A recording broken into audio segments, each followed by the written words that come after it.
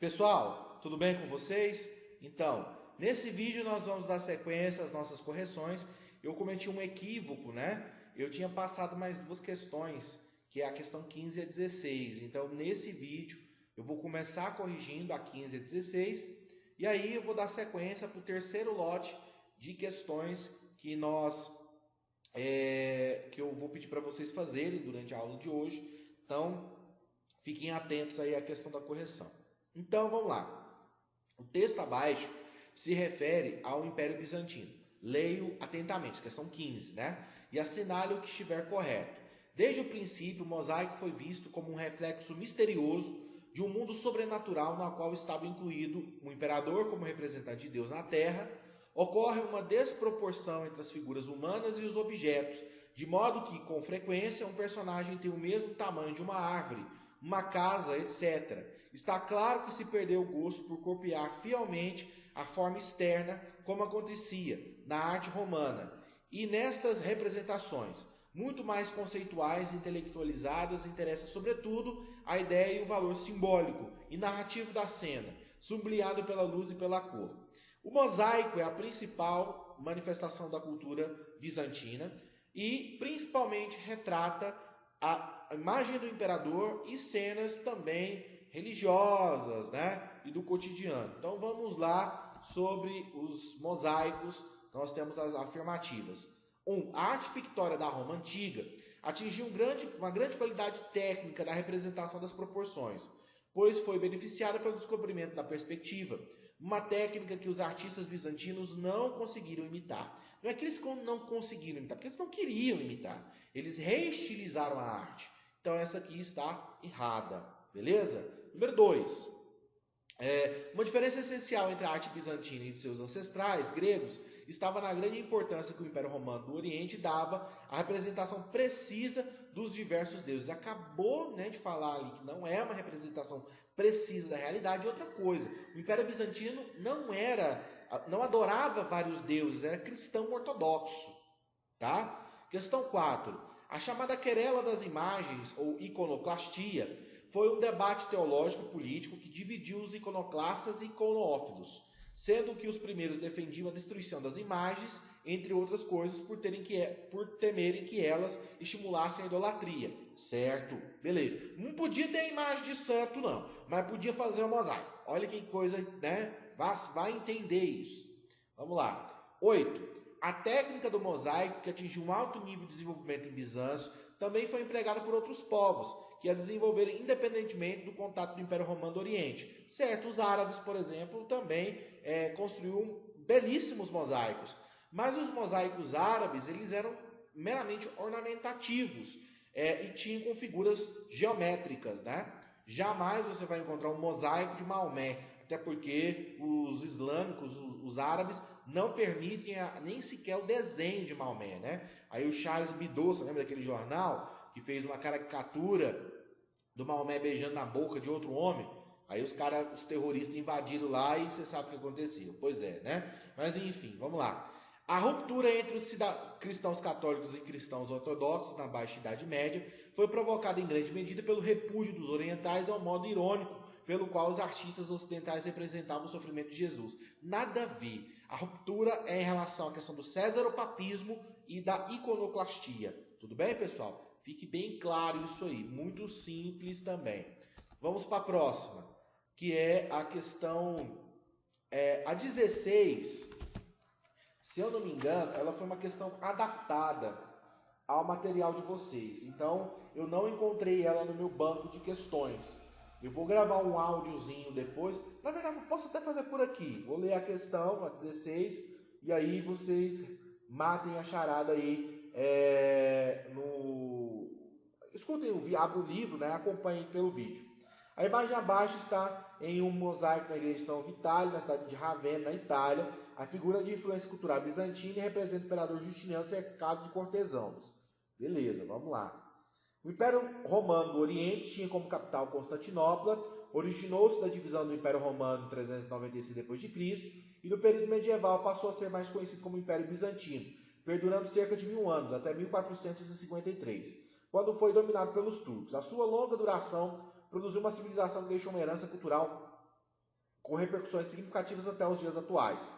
Vamos lá. Da herança cultural bizantina faz parte o Corpus Juris Civilis, uma compilação da legislação e jurisprudência romana e bizantina, base do direito civil moderno em muitos países. Correto?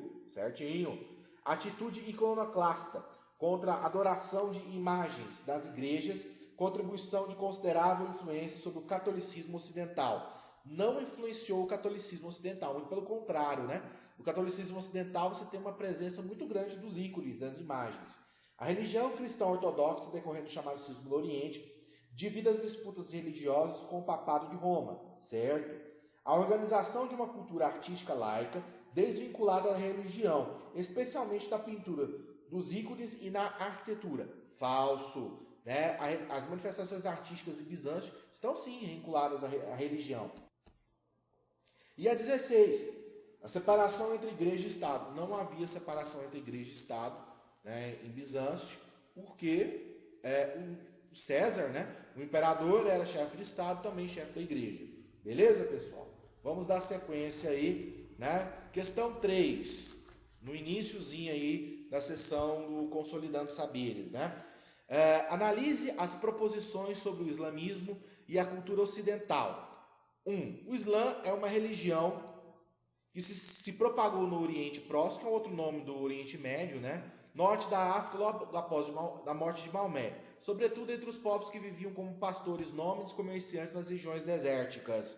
Verdadeiro! Tá correta, tá? 2. Os mouros islamizados do norte da África ocuparam diversos territórios da Península Ibérica no início do século VIII até o final do século XV, permitindo que cristãos e judeus que viviam em Portugal e na Espanha mantivessem suas crenças e cultos, embora oferecessem vantagens àqueles que convertessem ao Islã, certo? A Revolução Islâmica no Irã de 79 instituiu um Estado fundamentalista xiita, na qual as leis do país passaram a ser inspiradas em preceitos religiosos. Com isso, aqueles que praticavam o ateísmo nas religiões politeístas, bem como a prostituição, o adultério feminino e o homossexualismo, podiam ser punidos com a pena de morte. Está correto, tá? Todas as afirmativas estão verdadeiras. Inclusive, essa aqui é uma questão que envolve, né, um conhecimento sobre a expansão do islamismo, né, e um pouco de conhecimento de história contemporânea. A gente vai falar de Revolução Islâmica só que lá no segundo ano, né? Então, mais para frente ainda, tem algumas coisas para a gente estudar até lá. Vamos para a questão 7. Maomé pertencia a um ramo menor do clã dos Quraishitas, um dos mais poderosos de Meca. Foi criado como mercador e casou-se aos 25 anos com uma rica viúva, bem mais velha que ele. Espertão ele, chamada Kadira. Supõe-se que nas suas viagens e negócios Maomé teria entrado em contato com árabes judaicos e cristãos, sendo influenciado por eles. Sobre a realidade apresentada no texto, assinar a alternativa correta. Então o texto está falando sobre o processo de formação do islamismo, a questão do sincretismo, que eu já expliquei para vocês, enfim. Então vamos lá, né? Letra A. A principal influência que Maomé sofreu do judaísmo e do cristianismo foi a crença no monoteísmo. Tá certo, né? A ideia do monoteísmo foi o principal legado, né, do cristianismo, do judaísmo no islamismo. Maomé não obteve sucesso na tentativa de unificar a Península Arábica, tá falso, ele conseguiu. O profeta Maomé não obteve resistência para empreender a conquista de Meca, obteve sim, né? Inclusive ele foi expulso pelos Quraishitas, fugiu para Medina, né, o Yatreb, depois voltou, né, com apoio dos comerciantes de Yatreb, com aquela ideia das jihads, e se estabeleceu em Meca, expulsando lá os Quraishitas. D. O comércio e atividade desenvolvida por Maomé não eram comum entre os povos árabes. Falso. Coisa que o árabe domina é o comércio. Já viu falar do lojinha? O lojinha, ele sempre existe, né? Os árabes são excelentes comerciantes. Letra E. Os árabes no século VII não tinham contato com os cristãos, só com os judeus. Falso. O cristianismo já tinha expandido, inclusive você tinha, né, ainda tem dentro do Oriente Médio, cristãos, gente, a Síria, o Líbano, são países que têm uma considerável parcela da sua população cristã, mesmo sendo países muçulmanos. 12. A longa presença de povos árabes no norte da África, mesmo antes de Maomé, possibilitou uma interação cultural, um conhecimento das línguas e costumes, o que facilitou posteriormente a expansão do Islã. Por outro lado, deve-se considerar a superioridade bélica de alguns povos africanos, como os sudaneses, que efetivaram a conversão e a conquista de vários grupos na região da Núbia, promovendo uma expansão do Islã que não se apoia na presença árabe. Sobre a presença islâmica na África, é correto afirmar. Vamos lá, essa aqui é uma questão interessante, que analisa um pouco da história da África como difusão do islamismo, né? Então ele está colocando aqui que nem sempre os árabes foram diretamente responsáveis por essa expansão. Outros povos que já haviam se convertido ao islamismo continuaram, a exemplo dos sudaneses. O princípio religioso do esforço da conversão, a jihad, foi marcado pela violência no norte da África e pela aceitação do islamismo em todo o continente africano. Não, em todo não, né, meu querido? Em parte, né? Não é todo o continente africano que é muçulmano, tá? Eu já disse isso para vocês. Questões de história que tem palavras como unicamente, somente, em todo, né? Unicamente já falei. Mas essas palavras são problemáticas para as questões de humanos. B. Os processos de interação cultural entre árabes e africanos, como os propiciados pelas relações comerciais, são anteriores ao surgimento do islamismo. Verdadeiro, inclusive é o que o texto está falando, né, da questão. C. A expansão do islamismo na África ocorreu pela ação dos árabes, suprimindo as crenças religiosas tradicionais do continente. O texto acabou de falar que não foi só os árabes que expandiu o islamismo na África, você tem a contribuição de outros povos. D. O islamismo é a principal religião dos povos africanos e sua expansão ocorreu durante a corrida imperialista. Nada a ver, né? Realmente existe um grande número de muçulmanos dentro do continente africano, mas essa expansão não está associada ao imperialismo do século XIX. Então, mais uma vez aí a letra B de Bosque. Marca aí. 14, para a gente poder finalizar aqui.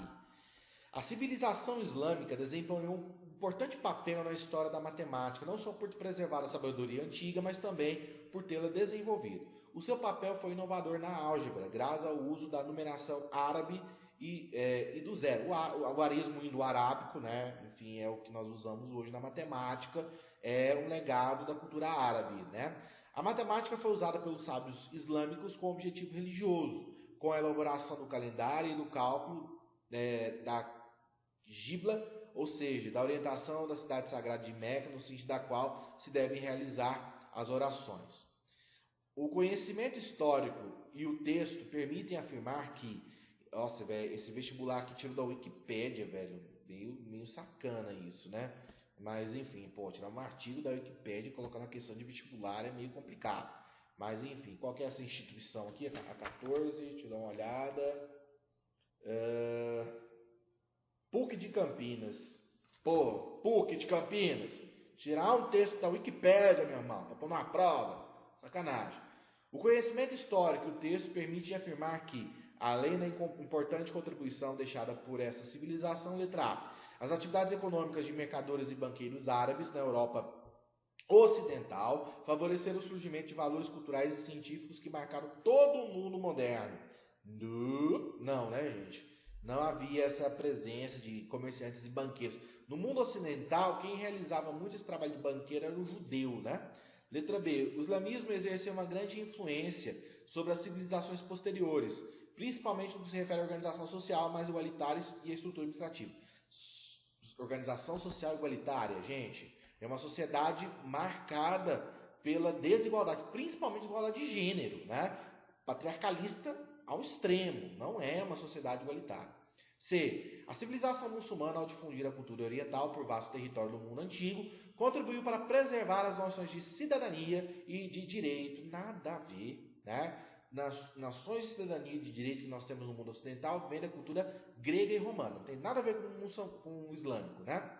D. Dentre os legados dos árabes da Baixa Idade Média, que se mantém na vida contemporânea, destaca-se a idealização e a valorização do trabalho manual em todas as suas dimensões.